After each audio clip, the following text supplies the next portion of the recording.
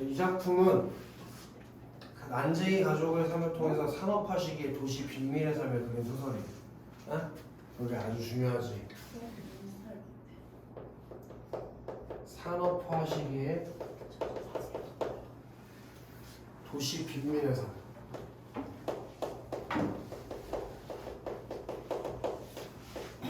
산업화 시기의 도시 내 빈민의 삶을 그린 소설이고, 이거 다시 한번 얘기하지만은 황망근은 90년대, 난수홍은 70년대, 그리고 난수홍이랑 같은 시기에 쓰여진 니네 시험 범위에 있는 작품은 파수꾼이다. 파수꾼, 난수홍은 70년대, 황망근은 90년대다. 90년대. 그럼 헷갈려지지 마라.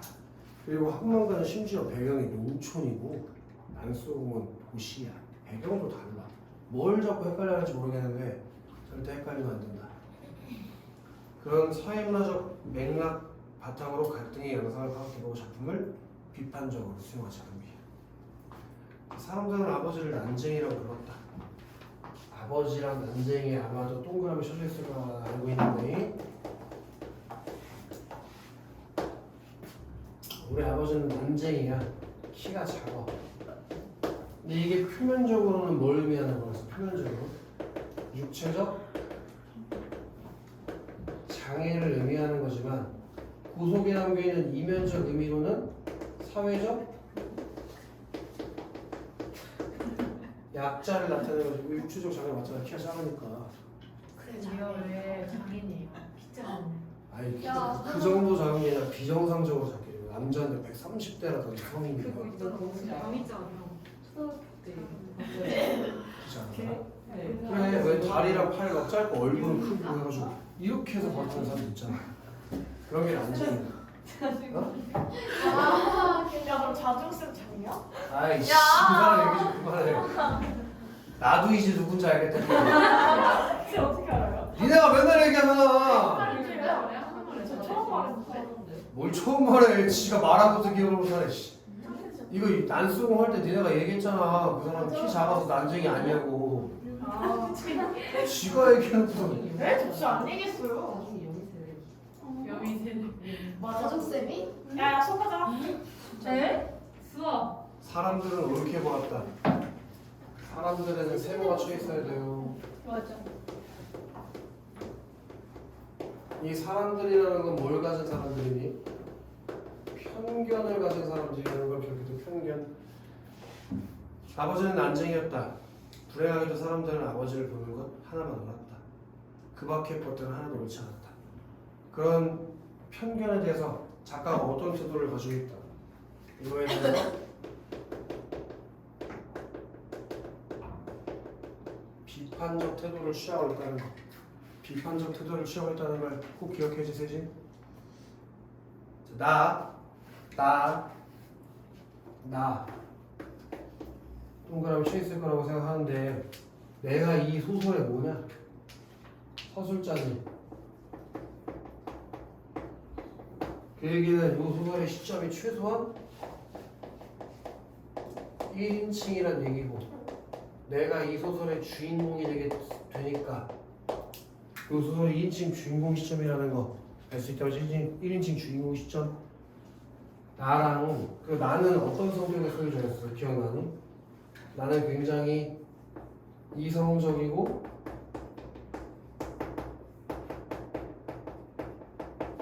현실적 성격의 소유자였던 걸 꼭 기억해야지. 그리고 아버지는 어떤 성격을 가진 사람이었어? 현실, 체념적 성격을 가지고 있던 걸 기억을 해줬어요. 지금 뒤에 나오지만은 다 배운 거니까. 자, 나는 아버지, 어머니, 영우, 영희 그리고 나를 포함한 5 식구들의 모든 것을 보고 그들이 옳지 않다는 것을 언제나 말할 수 있다. 나의 모든 것이라는 표현에는 5 식구의 목숨이 포함되어 있다. 천국에 사는 사람들은 지옥을 생각할 필요가 없다. 그러나 우리 5 식구는 지옥에 살면서 천국을 생각했다. 그래서 이거 전에 얘기했지만 이걸 꼭 기억해달라고 했지. 우리 동그라미는 뭘 상징한다고 했니? 가난하고 빈곤한 삶을 상징하고, 세모는 뭘 상징한다고 했니? 부유하고 풍요로운 삶을 상징한다고 했어요. 맞지? 그래서 동그라미인 소재가 지금 나왔잖아. 지호. 그지? 그리고 세모인 거 나왔잖아. 뭐요? 그래서 요 둘이 뭘 이루고 있는 게 시험 문제 나와. 대조를 이루고 있는 게 시험 문제에 나온단 말이야. 상징적 소재의 대조를 통해서 주제를 강조하고 있다. 그럼 다 맞는 얘기가 되는 거니? 상징적 소재의 대조를 통해 주제를 강조하고 있다. 그러나 우리 다섯 식구 합성한가? 그렇게 격렬하게 보는데 우리 다섯 식구는 지옥에 살면서 천국을 생각할 때 그 무슨 얘기라고 했지? 항상 부자가 되는 걸 꿈꿔온다고 해서 그 진사야? 아직도 가래를 품고 있는 거야? 목이 너무 막혀. 야 말은 내가 혼자 다 하고 있는데 왜 네가 목이 막혀? 내가 목이 막히면 이해가 안 돼. 우리의 생활은 전쟁과 같았다. 여기 우리의 생활을 지옥과 뭐해? 전쟁에 비유하고 있다는 걸 꼭 기억해서 지옥과 전쟁. 그리고 우리는 항상 어디에 가기를 꿈꿔? 천국에 가기를 꿈꿨단 말이야. 부유한 삶을 살기를 꿈꿨단 말이야, 세진아. 근데 우리는 끊임없이 그 전쟁에서 날마다 지기만 했다. 그런데도 어머니는 모든 것을 참았다. 여기 좀 형광펜 같은 걸 쳐놔가 했었지. 그러나 그날 아침 일과는 참기 어려웠던 것 같다. 그걸 통해서 이 소설의 구성에 대해서 이해해 볼 수 있다고 했잖아. 구성이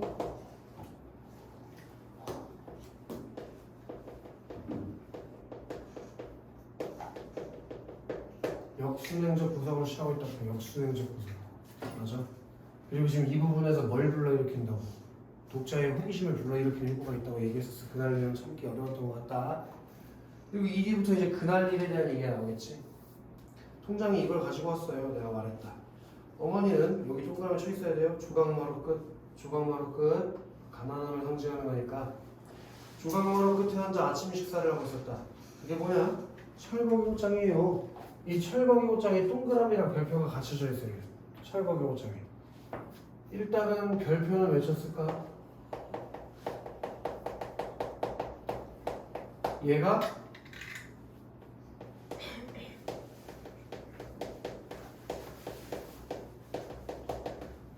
사회와 갈등하게 되는 원인이 되는 거지. 집에서 나가라고 하는 계급장이 날라오니까. 또 이런 게 날라온다는 건 우리 집이 어떻다는 걸 나타내는 거야.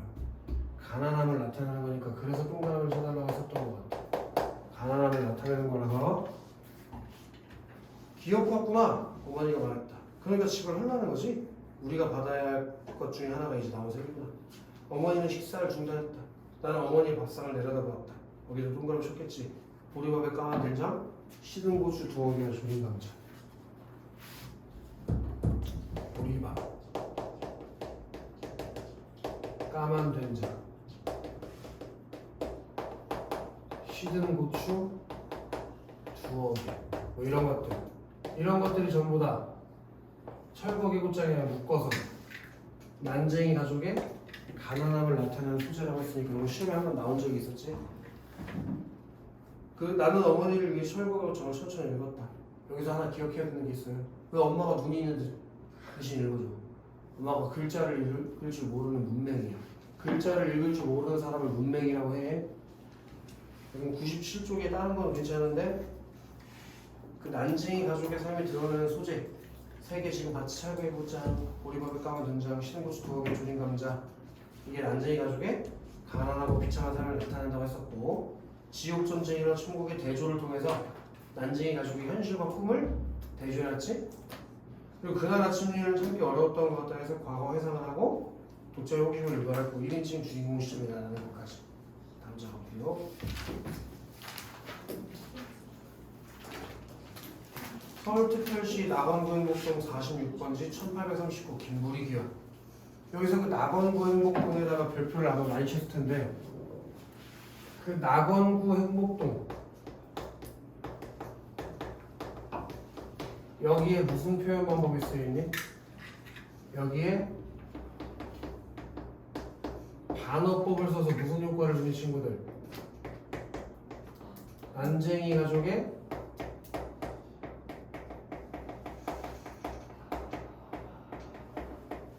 가난하고 비참한 삶을 더 강조해주는 효과가 있었지, 그렇지?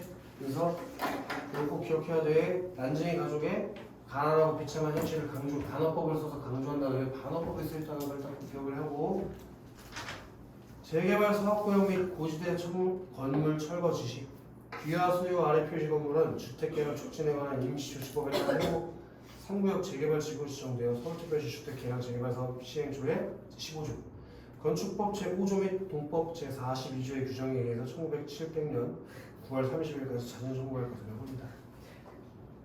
아니 소리가 그 1907년 9월 30일까지 자진 철거하는 게 철거 개고장의 내용이에요. 만약 위 기일까지 자진 철거를 하지 않으면 행정대집행법에서 정하는 바에 의해 강제 철거하고 그 비용은 너한테 내게 할 거야 라고 가난한 사람에게 가해지는 폭력이 그리고 이거 저번에 얘기했던 것 같은데 법이라고 하는 것의 상징적 의미를 기억해달라고 지금 미안 법의 상징적 의미가 뭐였어? 법. 약자를 원래 약자를 보호해줘야 되는데 강자를 뭐였어? 강자를 위해서 사회적인 약자를 보호하는 본질적 기능을 수행하지 못하고 있다고 했지, 그치? 그럼 본질적인 기능을 수행하지 못하고 있어요. 원래 법은 사회적 약자를 보호해야 되는데 사회적 약자를 보호해야 되는데 그럼 본질적인 기능을 수행하지 못하고 오히려 사회적 약자에게 뭐 하고 있다고? 폭력을 하고 있다고. 뭘 하고 있다고 해나? 폭력. 지금 내가 너한테 가하는 거. 폭력. 아시겠어요? 이렇게 사회적 약자에게 폭력을 가해요. 아시겠어? 자, 어머니는 조각마루 끝에 앉아 있었다. 조각마루 끝. 누가 붙였지? 조각마루 끝. 조각마루 끝. 조각마루 끝. 그리고 이거랑 같이 기억해야 되는 게 좁은 마당. 이게 난쟁이 가족의 가난한 현실.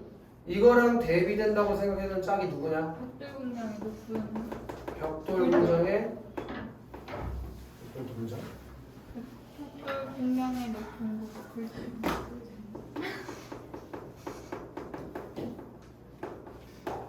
근데 이거는 부유하고 풍요로운 걸 상징하기보다는 산업화가 이루어진 사회를 상징하는 걸 보여준다고 했어서 벽돌 공장의 높은 굴뚝이. 근데 이 벽돌 공장의 높은 굴뚝이 좁은 마당을 덮었다는 게 두 가지 의미가 들어있는 거였잖아. 난징이 가족의 암담한 미래를 암시하고 가난한 사람들에게 가해지는 산업화의 폭력을 나타내는 두 가지 의미가 있다고 얘기했었던 것 같아. 전에 알았지? 그거 꼭 기억해야 될 것 같아. 동네 사람들이 골목으로 나와 뭐라고? 소리치고 있었다. 통장은 그들 사이를 비집고 나와 방죽 쪽으로 걸어오는 거야. 어머니는 식사를 끝내지 않은 밥상을 들고 부엌으로 들어갔다. 거기 밑줄 쳐있냐? 식사를 끝내지 않은 밥상을 들고 부엌으로 들어갔다. 그게 심각성을 인지한 어머니의 모습, 절박함을 나타내는 거라고 얘기했지? 자, 어머니는 두 무릎을 고추 세우고 앉았다. 그리고 여기도 밑줄 쳐있지. 이거 시험에 나온 적 있었지? 손을 들어서 부엌 바닥을 꽝 치고 가슴을 한번 꽝 쳤다. 그게 어머니의 어떤 심정을 더 나타낸 거라고. 절망감과 답답함. 이게 간접짓이라고 얘기했어서 간접짓이 인물의 행동을 통해서 인물의 심리를 간접적으로 드러내는 간접짓이. 나는 동사무소로 갔다. 행복동 주민들이 잔뜩 몰려들어 자신의 의견을 큰 소리로 말했어요. 들을 사람은 두세밖에 안 되는데 수십 명이 동시에 떠들고 있었다. 여기 또 시험 문제 한번 출제되게 나왔네. 쓸데없는 짓이었다. 그게 사회적 약자의 무력감을 나타내고 떠든다고 해결될 문제는 아니었다 해서 지금 이 가난한 사람들에게 내려지는 빈곤이 개인의 문제가 아니라 뭐의 문제라고? 사회 구조의 문제라는 걸 얘기해 준다는 걸 꼭 기억해 줘야겠다. 사회 구조. 니네도 저래. 밖에 있으면 니네는 안 그럴 줄 알아. 나는 바깥 게시판에 적혀있는 공고문을 읽었다. 거기는 아파트 입주를 저 아파트 입주를 포기할 경우에 탈 수 있는 25조의 규정이 적혀있었다. 동사무소 주인은 시장 바닥과 같았다. 자, 여기 이거 쌍용고 시험 문제 나온 적이 있다고 했지. 주민들과 아파트 거항권들이 뒤엉켜 이리저리 몰리고 있다. 이게 뭘 보여주는 거라고 친구들? 입주권을 사고팔려는 북적거리는 모습을 보여준다고 얘기했던 것 같아요. 자, 그럼 99쪽에서는 별표 칠게 두 개 있는데 정연아 절대 딴 생각하고 있는 게 아니고 99쪽이라고 있는데 98쪽을 펴나보면서 수업을 듣고 있는 척을 하고 있네. 낙원구 행복동에 무슨 법을 시작하고? 반어법. 그 반어법을 통해서 동네 명칭과 실제 삶의 차이를 통해 난징이 가족의 가난하고 비참한 현실을 강조했다는 것. 또! 조각마루 끝 좁은 마당이라 벽돌 공장 높은 굴뚝 그림자에 내조를 통해서 두 가지. 난쟁이 가족이 암담한 미래, 사회적 약자 희생을 강요하는 산업화의 횡포. 이 두 가지를 강조하고 있다는 거. 그리고 또 엄마의 행동을 통해서 엄마의 심리를 간접 제시하고 있다는 것까지 이해해주면 이 페이지는 다 끝나는 거야. 그렇게 공부가 다 정리가 돼 있어야 돼. 다음 장 가지고. 나는 거기서 아버지와 제 동생을 만났다. 아버지는 도장부 앞에 앉아 있었다. 영호는 내가 방금 물러선 게시판 앞으로 갔다. 영희는 골목 입구에 서진 검정색 승용차. 그 금비야. 네. 검정색 승용차가 몰라 사는 거지? 검정색 승용차. 이상한데 왜 동그라미 맞춰지고 아무것도 안 써있지? 검정색. 이게 공권력을 상징한다고 했어요. 은사야, 뭘 상징한다고? 공권력. 좋아요. 완전 피겨 보여주면 안 되는 거야? 네. 저거 진짜 공권력. 겁나 무거워요. 내가? 당연히 무겁죠. 조용히 해. 자, 아침 일찍 일들을 찾아 나섰다가 철거기 호장이 나왔다는 소리를 듣고 돌아온 것이었다. 누군들 이런 날 일할 수 있을까? 나는 아버지 옆으로 가. 여기 비주 쳐 있어야지. 아버지 공구들이 들어있는 부대를 둘러매었고 영호가 다가오더니 나의 어깨에서 그 부대를 내리옮겨 메었다. 이게 뭘 나타나더니 가난의 대물림을 나타낸다지. 가난의 대물림? 물려주는 거고. 아버지가 나한테 주고 내가 영호한테 주고. 오케이? 되물림이 아니고 대물림이다. 대물림. 나는 그래서? 아니 내가 갑자기 시험지에 되물림이라 쓴 거 상상했어. 뭐야? 왜 그러고 있어? 내일한테 말이야? 아니 손이 너무 땀이 나가지고. 어? 땀이 나가지고. 서늘한 거 진짜? 자, 영희의 얼굴을 빨갛게 상기되어 있었다. 몇 사람의 거간꾼들이 우리를 둘러싸고 아파트 입주권을 팔려고 했다. 거기 미주 서 있어야 돼요. 아버지가 책을 읽고 있었다. 우리 저번에 이거 문장으로 나온 적이 있었잖아. 그게 아버지가 현실에 관심 없이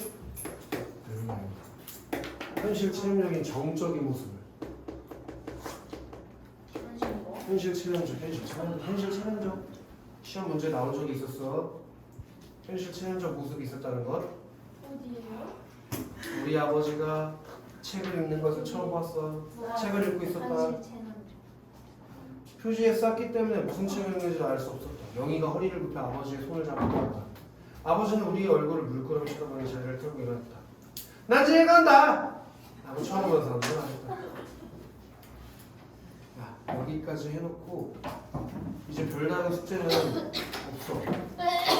문제 풀 거는 거의 다 나간 상황이야. 풀어서 모르거나 질문을 좀 해. 왜 질문이 없을까? 이상하다. 니들이 질문이 없을 리가 없는데. 어?